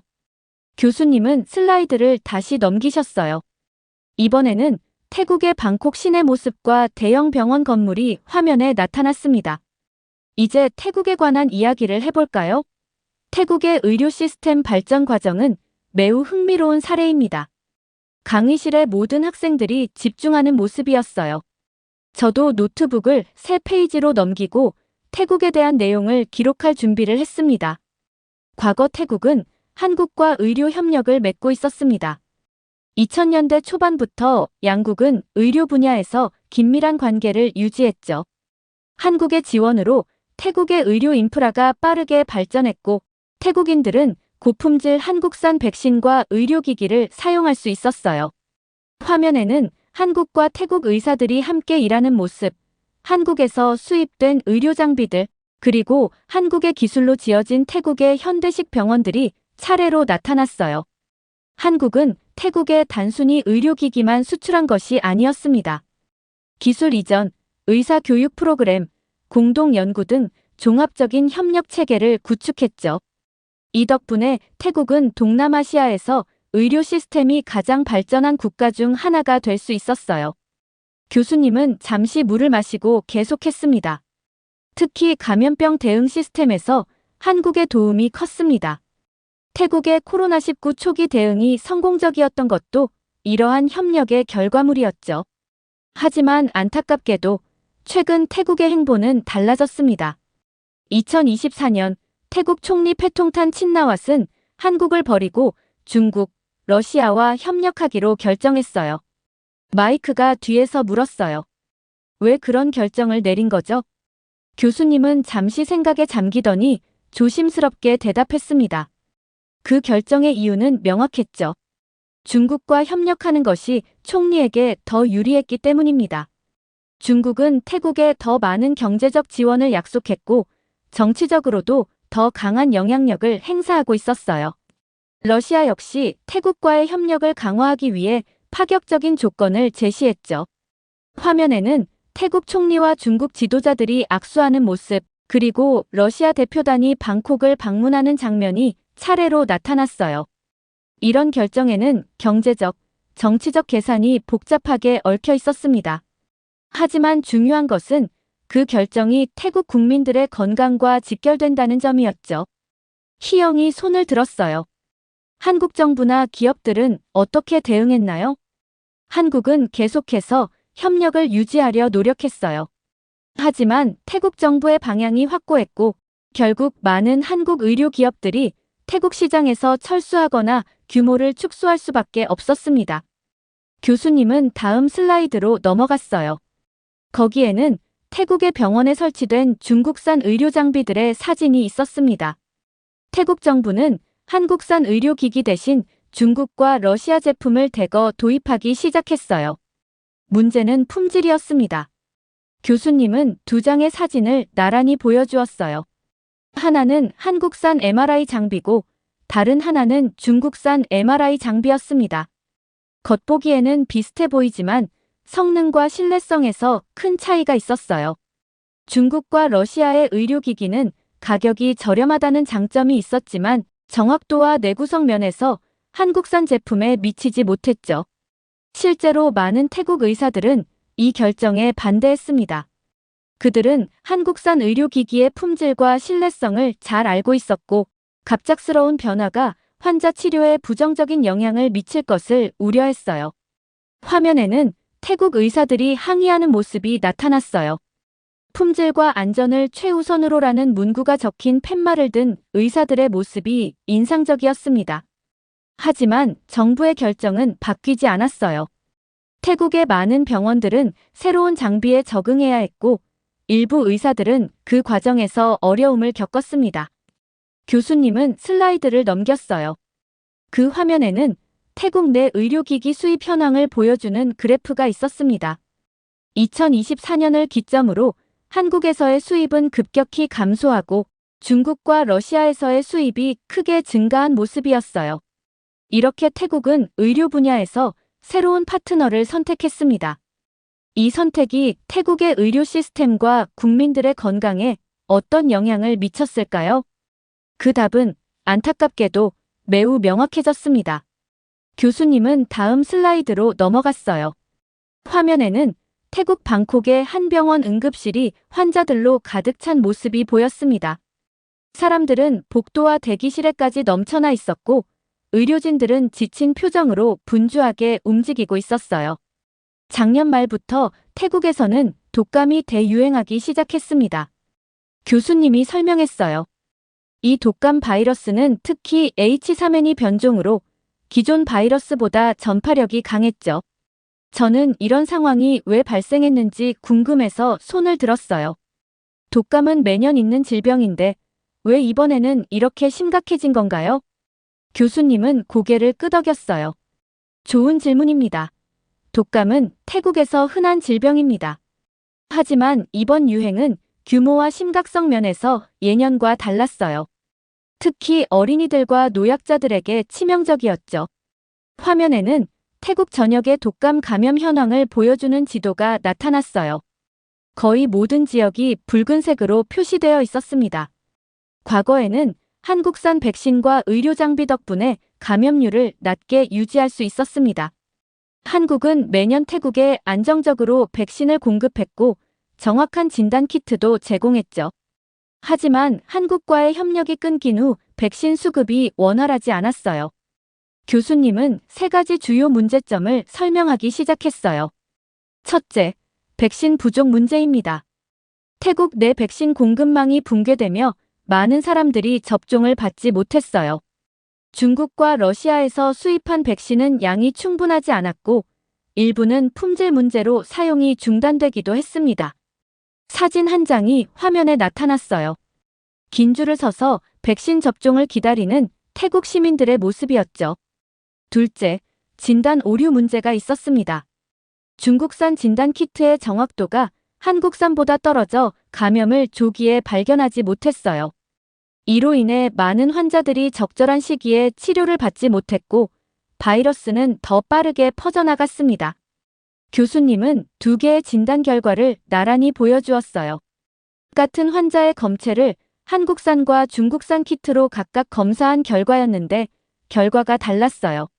셋째, 의료 시스템 혼란이 있었습니다. 병원은 환자로 넘쳐났고 의료진들은 제대로 된 장비 없이 치료해야 했어요. 일부 러시아산 의료기기는 사용 중 고장이 잦았고 수리 부품을 구하기도 어려웠습니다. 무엇보다 심각했던 것은 위생관리 문제였습니다. 태국 병원들은 청결 유지가 어려워졌고 2차 감염이 속출했어요. 한국이 제공하던 첨단 소독 시스템과 무균 수술실 기술이 없어지면서 병원 내 감염 위험이 크게 높아졌습니다.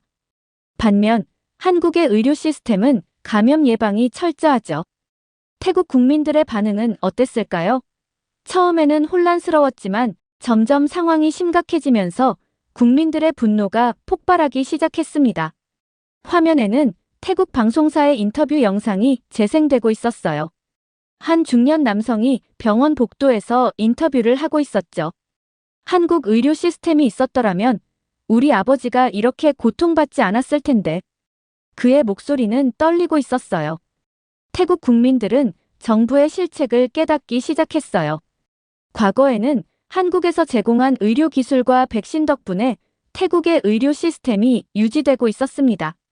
하지만 한국을 등지고 중국과 러시아를 선택한 결과 국민들이 큰 대가를 치르게 된 것이죠. 다음 슬라이드에는 태국 SNS에 올라온 화난 시민들의 댓글이 보였어요. 우리는 왜 한국과 협력을 끊었는가? 왜 중국과 러시아에 싸구려 의료기기를 선택했는가? 우리 아이들이 죽어가고 있다. 태국 내에서는 패통탄 친나와 총리에 대한 비난이 쏟아졌어요. 국민들은 정부가 자신들의 건강과 생명보다 정치적 이익을 우선시했다고 생각했죠. 저는 이 상황이 너무 가슴 아팠어요. 정치적 결정이 이렇게 많은 사람들의 삶에 영향을 미친다는 사실이 충격적이었죠. 결국 태국 국민들은 한국으로 의료 관광을 가려고 했지만 예상치 못한 문제가 생겼습니다. 교수님은 새로운 슬라이드로 넘어갔어요. 한국이 태국에 대한 입국 심사를 강화한 것이죠. 이유는 복합적이었습니다. 교수님은 세 가지 주요 이유를 설명했어요. 첫째, 태국 내 불법 체류자 문제로 인해 한국이 비자 심사를 엄격하게 적용하기 시작했어요. 불법 체류자의 범죄 행위 때문에 비자 발급 과정도 더 까다로워졌죠. 화면에는 한국 대사관 앞에서 길게 줄 서 있는 태국인들의 모습이 보였어요. 둘째, 한국 병원의 예약이 어려워졌어요. 이전에는 태국과 한국 병원 간의 공식 협력 체계가 있었지만 이제는 개인이 직접 예약해야 했죠. 게다가 세계 각국에서 한국의 의료 서비스를 찾는 사람들이 늘어나면서 경쟁도 치열해졌고요. 결국 입국 심사에서 탈락하는 태국인이 급증했어요. 의료 관광 목적이라도 입국이 거부되는 사례가 늘어났죠. 결국 많은 태국 국민들은 제때 치료를 받지 못해 고통받게 되었습니다. 교수님은 태국 TV 뉴스의 한 장면을 보여주었어요. 한 젊은 어머니가 아픈 아이를 안고 카메라 앞에서 울부짖고 있었습니다. 제 아이가 독감으로 위험한 상태입니다. 하지만 한국으로 갈 수도 없어요. 제발 살려주세요. 강의실에는 무거운 침묵이 흘렀어요. 모두가 이 비극적인 상황에 마음이 아팠던 것 같아요. 하지만 태국 정부는 해결책을 내놓지 못했고 총리를 향한 비판 여론은 더욱 커졌습니다. 이것이 태국 의료 위기의 이야기입니다. 단순한 외교 관계의 변화가 어떻게 한국과의 의료 시스템 전체를 위태롭게 할 수 있는지 보여주는 사례죠. 교수님은 마지막 슬라이드를 보여주었어요. 그것은 의료 외교의 중요성이라는 제목이 붙은 내용이었습니다. 의료는 단순한 기술이나 상품이 아닙니다. 그것은 인간의 생명과 직결된 문제이고 국가 간 협력이 절대적으로 필요한 분야죠. 정치적 이유로 의료 협력을 희생시키는 것은 결국 국민의 건강을 희생시키는 결과를 가져옵니다. 강의가 끝나고 학생들이 하나둘 강의실을 빠져나가기 시작했어요. 저는 한동안 자리에 앉아 오늘 배운 내용을 정리하고 있었습니다. 교실을 나오면서 저는 오늘 배운 교훈을 깊이 생각했어요. 국제 의료 정책을 공부하는 학생으로서 의료 협력의 중요성을 더욱 절실히 느끼게 되었죠. 기술이나 장비보다 더 중요한 것은 국가 간의 신뢰와 협력이라는 것을, 그리고 정치적 결정이 국민의 건강과 생명에 얼마나 큰 영향을 미치는지도 말이에요. 캠퍼스를 걸으며 저는 미래에 제가 이런 국제 의료 협력을 돕는 일을 할 수 있기를 바랐습니다. 아픈 사람들이 국적에 상관없이 최선의 치료를 받을 수 있는 세상을 만드는데 기여하고 싶다는 생각이 들었어요. 오늘의 강의는 제 진로에 대한 확신을 더욱 강하게 해주었습니다. 이렇게 한국과의 관계를 뿌리치고 중국과 러시아의 손을 잡은 태국의 사연 어떻게 들으셨나요? 한국 의료 기술이 세계적으로 인정받는데도 불구하고 굳이 중국과의 관계를 유지하려는 모습을 보니 답답한 심정이었습니다. 여러분들은 한국의 의료 기술에 대해 만족하고 계신가요? 다양한 의견을 댓글을 통해 공유해 주세요. 긴 영상 시청해 주셔서 감사드리고 영상 재미있으셨다면 구독과 좋아요 부탁드립니다. 한 여성이 어딘가에서 나오고 있습니다. 그 여성은 이내 다시 방에 들어가고 방에서는 알 수 없는 일들이 일어나고 있습니다. 도대체 이들은 무엇을 했던 걸까요? 안녕하세요. 저는 미국 명문대학교에서 아시아 경제와 정치 현황의 수업을 듣고 있는 레이입니다. 오늘은 아시아 국가 간의 불법 체류 및 위장 결혼 문제를 다루는 수업이 있었어요. 최근 들어 태국인들의 불법 체류와 관련된 범죄가 급증하면서 한국 정부가 입국 심사를 강화했다는 이야기로 수업이 시작됐죠. 특히 아시아권에서 온 여성들의 유흥업소 취업이나 성매매 문제가 사회적 이슈가 되었다고 해요. 오늘은 아시아 국가 간의 불법 체류와 위장 결혼에 대해 이야기를 나누어 보겠습니다. 교수님은 칠판에 국제 위장 결혼이라고 적으며 강의를 시작했습니다. 특히 주목할 만한 사례가 2016년 태국의 위장 결혼 조직 사건입니다.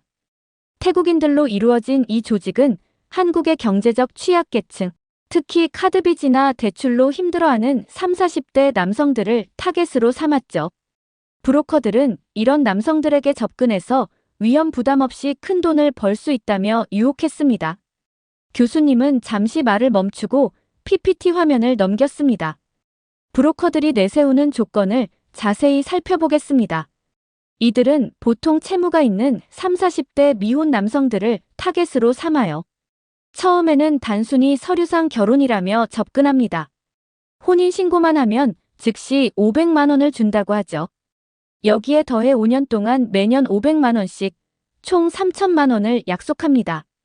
대부분의 남성들은 카드빚이나 대출 상환에 쫓기는 상황이라 이런 제안을 거절하기 힘들어하죠. 교수님은 스크린에 실제 적발된 사례의 사진들을 보여주며 계속 설명했습니다. 하지만 이게 단순한 서류상의 결혼으로 끝나지 않습니다. 출입국 관리소의 실사를 피하기 위해 정교한 위장극이 펼쳐지죠. 먼저 웨딩 촬영을 진행합니다. 실제 신혼부부처럼 다정한 포즈로 스튜디오 사진을 찍고 도심 곳곳에서 데이트하는 모습도 촬영해둡니다. 심지어 SNS용 일상 사진까지 미리 찍어두죠. 집안도 철저하게 꾸밉니다. 여성의 화장대에는 기초 화장품부터 색조 화장품까지 모두 구비해두고 옷장에는 계절별 옷가지를 걸어둡니다. 욕실에는 여성용 샴푸와 린스, 보디워시까지 채워넣죠. 신발장에도 여성용 신발을 몇 켤레 놓아두고 거실에는 커플 사진이 담긴 액자도 걸어둡니다. 이렇게 실제 부부가 함께 사는 것처럼 완벽하게 연출하는 거죠. 이런 세세한 준비가 필요한 이유는 출입국 관리소에서 불시 방문 조사를 하기 때문입니다. 조사관들이 갑자기 방문해서 생활 흔적을 확인하고 부부 관계를 의심스러워하면 즉시 조사에 들어가거든요. 2018년에 발생한 대규모 위장결혼 사건을 좀 더 자세히 살펴보겠습니다. 서울 강남의 한 오피스텔에서 운영되던 태국 불법 브로커 조직이 적발됐는데 이들이 관리하던 명단에서 약 5,000명의 태국인 불법 체류자 정보가 발견됐습니다. 이들은 모두 한국 국적 취득을 시도하고 있었죠. 교수님은 관련 기사와 증거 사진들을 보여주며 설명을 이어갔습니다. 브로커들의 수법은 매우 치밀했습니다. 우선 태국 현지에서 한국 체류를 원하는 여성들을 모집해요. 대부분 20대 초중반의 젊은 여성들이었죠. 이들에게 한국에서 합법적으로 일할 수 있는 기회라며 접근합니다. 그리고 한국에서는 경제적 어려움을 겪는 남성들을 물색하죠. 서류 위조도 대규모로 이뤄졌습니다. 가짜 경력 증명서를 만들어 취업비자를 받거나 허위로 가족관계 증명서를 조작해 혈족관계를 만들어내기도 했어요. 하지만 가장 큰 문제는 그 이후였습니다. 대부분의 여성들은 실제로는 유흥업소에서 일했어요. 한국 남성들에게 약속한 금액은 제대로 지급되지 않았고 단속에 걸리면 곧바로 태국으로 도주했습니다. 이 과정에서 한국 남성들은 위장결혼 공범이라는 오명을 쓰고 법적 처벌까지 받게 됐죠. 게다가 일부는 이 과정에서 추가적인 협박과 금전 요구에 시달리기도 했습니다. 더욱 충격적인 것은 이런 조직이 태국 내에서도 큰 규모로 운영되고 있다는 점입니다. 방콕과 파타야를 중심으로 한 브로커 조직들이 한국의 법적 허점을 노리고 있었죠. 특히 한국의 다문화 가정 지원 정책과 국제결혼 관련 제도를 악용했습니다. 이런 불법 위장결혼 문제는 단순히 개인의 일탈이나 범죄가 아닙니다. 교수님은 심각한 표정으로 말씀을 이어가셨습니다. 이것은 국가 간의 경제적 격차와 이민 정책의 허점이 만들어낸 구조적 문제입니다. 태국과 한국의 1인당 GDP 차이가 4배 이상 나는 상황에서 많은 태국인들이 더 나은 삶을 위해 한국행을 선택하고 있죠. 여기에 한국의 다문화 정책과 국제결혼 관련 제도의 허점이 결합되면서 이런 불법적인 방법들이 생겨나고 있는 겁니다. 교수님은 잠시 화면을 넘기시더니 최근 통계 자료를 보여주셨습니다. 2024년 현재도 이러한 문제는 더욱 심각해지고 있습니다. 그래서 한국 정부는 국적 취득 심사 기준을 대폭 강화했어요. 특히 주목할 점은 위장결혼으로 취득한 국적의 경우 20년이 지났더라도 취소가 가능하다는 겁니다. 실제로 최근 대법원에서도 이를 인정하는 판결을 내렸죠. 관련자들에 대한 처벌도 강화됐습니다. 위장결혼 알선 브로커는 7년 이하의 징역이나 7천만 원 이하의 벌금형에 처해지고 위장결혼 당사자도 5년 이하의 징역이나 5천만 원 이하의 벌금형을 받게 됩니다. 교수님은 잠시 숨을 고르시더니 말씀을 이어가셨습니다. 하지만 이런 처벌 강화에도 불구하고 새로운 수법들이 계속해서 등장하고 있어요. 최근에는 SNS를 통한 은밀한 모집이나 종교단체를 가장한 국제결혼 주선 등 더욱 교묘한 방법들이 사용되고 있습니다. 이 문제를 해결하기 위해서는 단순한 처벌 강화를 넘어서 양국의 경제적 격차 해소와 합법적인 이주 노동자 제도의 확대 등 근본적인 대책이 필요한 상황입니다. 그때 교실 뒤편에서 갑작스런 목소리가 들렸습니다. 잠시만요, 교수님. 태국 유학생 리차가 자리에서 벌떡 일어났어요. 교수님은 마치 모든 태국 사람들이 범죄자인 것처럼 말씀하시네요. 그들은 그저 더 나은 삶을 위해 노력하는 거예요. 그때 앞줄에 앉아있던 한국 학생 소연이가 차분하게 손을 들었습니다. 리차 씨의 심정은 이해합니다. 하지만 이건 단순히 감정적으로 접근할 문제가 아니에요.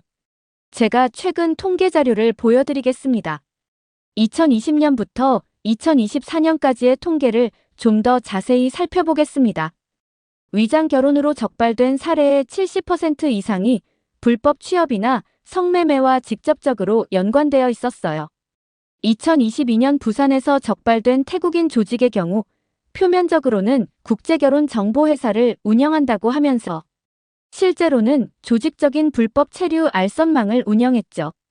이들은 한 번에 수십 명의 태국 여성들을 들여와 유흥업소에 취업시켰고 이 과정에서 위장결혼이 이용됐습니다. 소연은 경찰청에 수사 자료를 보여주며 계속 말을 이었습니다. 더 큰 문제는 이들이 한국의 복지제도까지 악용했다는 거예요. 위장 결혼을 통해 한국 국적을 취득한 후 기초생활수급자로 등록해 정부 지원금을 받아냈죠. 2023년 서울 강남에서만 200여 건의 부정수급 사례가 적발됐습니다. 이들은 한국에서 불법으로 돈을 벌면서도 서류상으로는 수급자로 등록해 이중으로 혜택을 받아간 거죠. 또한 이런 불법 행위들이 선의의 피해자를 만들어내고 있어요. 정직하게 한국에서 일하고 싶어하는 태국인들의 기회가 박탈되고 있거든요. 실제로 한국 정부는 이런 불법 사례들 때문에 태국인들의 비자 심사를 대폭 강화했어요. 그 결과 정상적인 경로로 한국에 오려는 태국인들은 더 큰 차별과 불이익을 받게 됐죠. 이건 태국인 전체의 이미지를 실추시키는 행위라고 볼 수 있습니다. 교실 안의 학생들은 소연의 논리적인 설명에 고개를 끄덕였습니다. 저는 이 모든 상황을 지켜보며 이 문제가 얼마나 복잡하고 민감한 사안인지 실감할 수 있었어요. 리차는 입술을 깨물며 자리에 앉았지만 그녀의 눈빛에서는 여전히 불만이 읽혔습니다.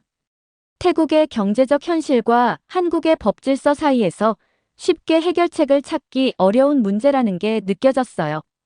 교수님은 이 긴장된 분위기를 지켜보시다가 부드럽게 말씀하셨습니다. 두 분 모두 좋은 지적을 해주셨네요. 리차 학생이 말한 것처럼 경제적 어려움은 분명 중요한 문제입니다. 하지만 소연 학생의 말대로 불법적인 방법은 결국 더 큰 피해를 낳을 수밖에 없죠. 하지만 교수님, 그래도 우리나라 사람들을 이렇게 나쁘게만 볼 순 없어요. 한국 남자들이 돈을 받고 자발적으로 한 일이잖아요. 그리고 우리나라 여성들도 살기 위해서. 교수님은 리차의 말을 부드럽게 끊으셨습니다. 리차 학생, 그렇다면 제가 몇 가지 실제 사례를 보여드리겠습니다. 과거에 있었던 대표적인 사건들을 살펴보면서 이 문제가 얼마나 심각한지 함께 이해해보죠. 교수님은 프로젝터 화면을 전환하셨습니다. 2016년 서울 강남의 한 오피스텔에서 적발된 대규모 위장결혼 조직 사건을 자세히 살펴보겠습니다. 교수님은 슬라이드를 넘기셨습니다. 이 조직은 태국 방콕과 파타야에 거점을 둔 현지 브로커들과 긴밀하게 연계되어 있었어요. 한국에서는 신용불량자나 카드빚에 시달리는 30, 40대 남성들을 타겟으로 삼았습니다. 특히 재혼이 어렵거나 경제적으로 궁박한 처지에 놓인 남성들에게 단순히 서류상의 결혼이라며 접근했죠. 초기 비용으로 500만 원, 이후 5년간 매년 500만 원씩을 약속했고요. 교수님은 경찰이 압수한 증거물들의 사진을 하나씩 보여주셨습니다. 보시는 것처럼 이들은 마치 공장처럼 조직적으로 움직였습니다. 가짜 신분증과 위조 서류를 제작하는 전문 인력이 있었고 서류 발급 대행업체도 운영했죠. 적발 당시 약 300쌍이 이 조직을 통해 위장 결혼을 했는데 이 중 70% 이상이 유흥업소 취업과 연관되어 있었어요. 2018년 발생한 서류 위조 사건은 규모 면에서 더욱 충격적이었습니다. 서울 등촌동의 한 오피스텔에서 적발된 이 조직은 약 5천 명의 태국인 불법 체류자 정보를 보유하고 있었어요. 이들은 위조된 재직 증명서, 학위 증명서, 범죄 경력 증명서 등을 통해 한국 국적을 얻으려 했다 실패한 사건이 있었죠. 이 위조된 증명서는 건당 500만 원에서 1,000만 원의 뒷돈이 오갔다고 해요. 2020년 사건은 범죄의 양상이 더욱 조직화됐습니다. 태국 현지 브로커들이 20대 초반의 여성들을 모집해 한국으로 보냈고 이들에게 매달 500만 원의 수입을 약속했죠. 하지만 실제로는 강남, 송파 일대 유흥업소에 취업시켜 월 300만 원 이상의 수수료를 챙겼습니다. 이 과정에서 발생한 연간 수익이 약 50억 원에 달했다고 해요. 니차가 흔들리는 목소리로 반박하려 했지만 교수님은 단호하게 말씀하셨습니다. 이건 단순히 살기 위해서라고 변명할 수 있는 문제가 아닙니다. 이런 불법 행위들이 오히려 합법적으로 한국에서 기회를 찾으려는 태국인들의 권리를 침해하고 있어요. 게다가 이런 범죄 조직들은 자국민들을 이용해 부당한 이득을 취하고 있죠. 이건 태국인들을 더 어려운 상황으로 몰아넣는 행위입니다. 교실 안에는 무거운 침묵이 흘렀습니다. 니차는 더 이상 반박하지 못한 채 고개를 숙였고 다른 학생들은 이 심각한 현실에 충격을 받은 듯 했습니다. 잠시 침묵이 흐르던 강의실에서 니차가 다시 한번 떨리는 목소리로 말을 꺼냈습니다. 그래도 모든 태국인이 그런 건 아닌데 왜 모든 태국인을 나쁘게 보죠? 소연이 차분하게 자리에서 일어났습니다. 그녀의 손에는 최근 신문 기사들이 들려 있었어요. 제가 최근 사례들을 좀 더 말씀드리겠습니다. 2024년 서울경찰청 발표에 따르면 위장결혼 적발 건수가 전년 대비 30% 증가했어요. 더 심각한 것은 수법이 점점 더 지능화되고 있다는 점입니다. 소연은 프로젝터로 관련 기사들을 보여주며 설명을 이어갔습니다. 특히 최근에는 SNS를 통해 더욱 교묘하게 한국 남성들을 현혹하고 있어요. 단순히 서류상의 결혼이라며 위험 부담이 전혀 없다. 5년간 매년 500만 원씩 확실하게 지급한다는 식으로 접근합니다. 심지어 이혼 시 모든 법적 문제는 우리가 책임진다며 불안감을 덜어주죠. 소연은 실제 SNS 모집 글의 캡처 화면을 보여주며 계속 말했습니다. 브로커들은 경제적으로 어려운 남성들의 심리를 교묘하게 이용해요. 대출이자 갚느라 힘드시죠? 은행 문턱만 달았죠? 우리가 도와드리겠습니다. 라는 식으로요. 특히 코로나19 이후 자영업자들의 어려움을 노린 문구들이 많았어요. 카드값에 시달리는 자영업자 환영, 빚 때문에 힘드신 분들 편하게 연락주세요. 이런 식이죠. 더 교묘한 건 국제결혼정보회사라는 가면을 쓰고 있다는 거예요. 정상적인 결혼정보 업체인 것처럼 포장해서 남성들의 경계심을 낮추는 거죠. 심지어 태국 여성과의 진정한 만남을 주선한다며 실제 만남을 주선하기도 하지만 이는 모두 위장결혼을 위한 연극에 불과했습니다. 니차가 다시 반박하려 했지만 소연은 멈추지 않고 계속 말했습니다. 더 큰 문제는 이런 불법 행위가 다른 범죄와 연계되고 있다는 거예요. 지난해 인천에서는 위장결혼으로 입국한 태국인들이 마약 밀반입에 가담한 사례가 있었어요. 또 대구에서는 위장결혼한 여성들이 보이스피싱 콜센터를 운영한 사실이 드러났고요. 교수님은 이 시점에서 개입하셨습니다. 두 학생의 의견을 모두 들어보니 이 문제는 단순히 개별 사례로 볼 수 없는 것 같네요. 제가 최근 연구 자료를 하나 보여드리겠습니다. 교수님은 새로운 통계 자료를 화면에 띄우셨습니다. 서울대 아시아연구소의 최근 조사에 따르면 태국인의 한국 입국 거부율이 2020년 대비 3배 이상 증가했습니다. 이는 위장결혼 등 불법 행위 때문에 강화된 심사 기준의 영향이죠. 결과적으로 정직한 태국인들의 한국 방문과 이주가 더욱 어려워지고 있는 겁니다. 니차의 얼굴이 점점 붉어졌지만 이번에는 아무 말도 하지 못했습니다. 소연이 다시 한번 발언 기회를 얻었습니다. 최근 경찰청 수사 결과를 보면 이런 불법 행위 때문에 일부 순진한 태국 여성들은 피해자라는 사실이 드러났어요. 브로커들은 한국에서의 안정적인 생활을 약속하며 태국 여성들을 모집하지만 실제로는 이들을 불법적인 일에 강제로 동원하고 있거든요. 특히 최근 태국인 불법 체류자들의 마약 범죄가 급증하면서 한국의 입국 심사는 더욱 강화됐습니다. 교수님은 경찰청의 최근 통계 자료를 보여주셨습니다. 2023년 한 해 동안 적발된 태국인 마약 사범이 전년 대비 3배 이상 증가했어요. 특히 방콕발 인천행 항공편을 통한 마약 밀반입이 급증했죠. 이들 대부분이 불법 체류자나 위장 결혼을 통해 한국에 입국한 이들이었습니다. 이로 인해 한국 정부는 태국발 입국자들에 대한 심사를 대폭 강화할 수밖에 없었죠. 교수님은 화면을 넘기며 계속 설명하셨습니다. 이런 상황에서 태국 브로커들은 새로운 편법을 고안해냈습니다. 바로 태국 현지에서 혼인신고를 진행하는 거예요. 입국 심사가 강화되자 아예 결혼비자로 합법적 입국을 시도하는 겁니다. 이들은 한국 남성을 태국으로 초청해 현지에서 혼인신고를 진행하고 이를 근거로 한국 입국을 시도하고 있습니다. 이 방법은 훨씬 더 교묘하고 치밀합니다. 브로커들은 먼저 빚에 시달리는 한국 남성들을 물색해 태국 현지 관광을 제안합니다. 모든 경비를 브로커가 부담하죠. 짧게는 3일, 길게는 일주일 동안 파타야나 푸켓 같은 휴양지에서 호화로운 관광을 시켜줍니다. 이 과정에서 한국 남성들의 경계심을 완전히 허물어뜨리는 거죠. 교수님은 실제 적발된 사례의 사진들을 보여주셨습니다. 관광 중간에 태국 현지 관공서에서 혼인신고를 진행합니다. 태국 법에 따른 정식 혼인신고인데 통역부터 서류 작성까지 모든 것을 브로커들이 대행해줍니다. 남성들은 그저 서명만 하면 되죠. 이후 이 혼인신고 서류를 한국 대사관에서 공증받아 한국에서 결혼비자 F6를 신청하는 근거로 사용합니다. 특히 이들은 한국 남성당 1,000만 원에서 1,500만 원의 수수료를 약속하면서도 선금으로 300만 원을 즉시 지급합니다. 나머지는 태국 여성이 한국에 입국한 후에 분할 지급하기로 하죠. 이런 방식으로 남성들의 적극적인 협조를 유도하는 겁니다. 소연이가 손을 들고 질문했습니다. 그렇다면 이런 수법이 적발된 사례도 있나요?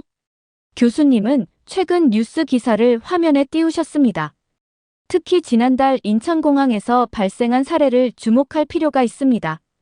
태국 현지에서 혼인신고를 마치고 한국에 입국하려던 20대 후반의 태국 여성이 심사 과정에서 적발됐습니다. 이 여성은 모든 서류를 완벽하게 갖추고 있었지만 면접 과정에서 의심스러운 정황들이 발견됐죠.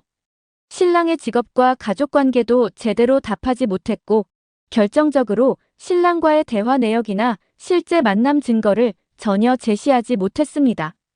교수님은 화면을 넘기며 계속 설명하셨습니다. 출입국 심사관의 철저한 조사 끝에 이 여성은 결국 입국이 거부됐고 태국으로 강제 송환됐습니다. 후속 수사 결과 같은 수법으로 이미 20여 명의 태국 여성들이 입국을 시도했다는 사실이 드러났어요. 이 중 일부는 심사를 통과해 한국에 입국했지만 당국은 이들의 체류 자격을 재검토하고 있는 상황입니다. 문제는 이런 수법이 점점 더 늘어나고 있다는 겁니다. 한국의 입국 심사가 강화될수록 이를 피해가기 위한 방법도 더욱 지능화되고 있어요. 특히 태국 현지의 브로커들은 한국의 법적 허점을 파고들면서 새로운 수법을 계속해서 개발하고 있습니다. 교수님의 설명이 끝나자 니차는 완전히 침묵해버렸습니다. 더 이상 반박할 말이 없어 보였어요. 이런 구체적인 범죄 사례들 앞에서 그녀의 감정적인 변호는 설 자리를 잃은 듯 했습니다. 교수님은 마지막 슬라이드를 띄우시며 깊은 한숨을 내쉬셨습니다. 이런 현상에서 우리가 특별히 주목해야 할 점이 있습니다. 교수님은 태국 현지 SNS 캡처 화면들을 보여주셨습니다. 최근 태국의 주요 SNS에서는 한국에 대한 부정적인 정서가 급증하고 있어요. 특히 한국의 입국 심사 강화 이후 더욱 거세졌죠. 한국은 태국인을 잠재적 범죄자 취급한다. 태국 여성들을 차별한다. 태국을 후진국 취급한다는 등의 댓글이 넘쳐나고 있습니다. 방콕 포스트 같은 현지 언론에서도 한국의 출입국 정책을 비판하는 기사들이 연이어 보도되고 있고요. 교수님은 잠시 말씀을 멈추시고 교실을 둘러보셨습니다.